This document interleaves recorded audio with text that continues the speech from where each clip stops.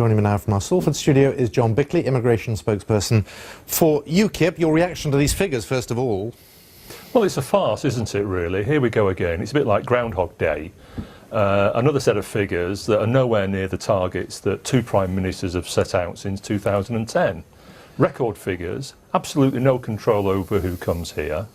And really, until we get control back of our borders by getting out of the EU, this is going to continue. And I think the British people have had enough.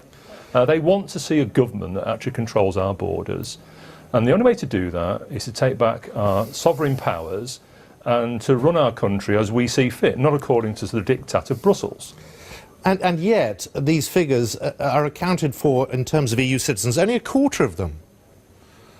It doesn't really matter to me where people come from. I mean, my view about it clearly does. If you're hang on, if we're going to be specific, and you're talking about Brexit and the EU, then actually the figures for the EU people is important. Well, of course, that's only one component. As far as I'm concerned, what I'd like to be able to say to everyone around the world is, you should have an aspiration that you might be able to come and live here and maybe work here, but we'll have to control how many people can come here. I don't care what colour people's skin is, I don't care about their ethnicity, their sexuality, gender or creed. I'd like everyone to think they have a chance to come here, not just from the EU, but from anywhere in the world. All right, well, we must control the rules. Let me pick you up on that figure, because there's a specific figure for the number of people coming here looking for work, and that's 130,000. Which is up on last year.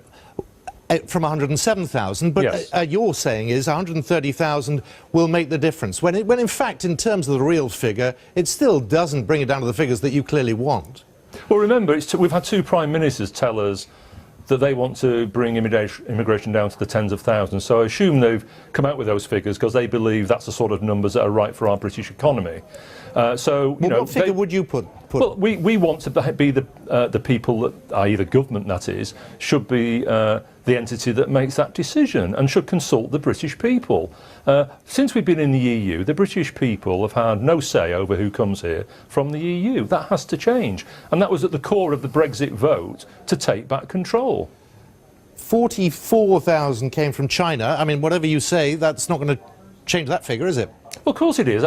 Let me reiterate, I have no problem with anyone in the world having an aspiration to come and add value to the UK economy. But it has to be a UK government and not some other entity that decides who comes here from wherever. And we've lost control. And the Prime Minister, Mr Cameron, and Theresa May are now looking quite stupid because they keep coming out with this figure about tens of thousands. And of course they miss it by a country mile. If they were employed in a private company, they'd be sacked for missing their targets by such a wide margin. OK, but if we're looking at control, as you put it, is it those 130,000 who are looking for work and can prove that they're looking for work, those you're happy with, anyone else you would not allow in?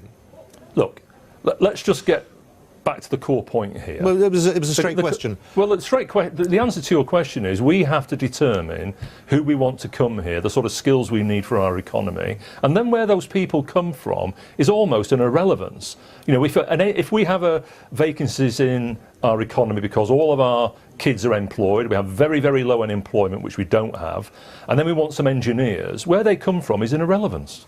So engineers, what else would you be looking for? It doesn't matter. It could be any sort of skill that we have a shortage for because we have full employment.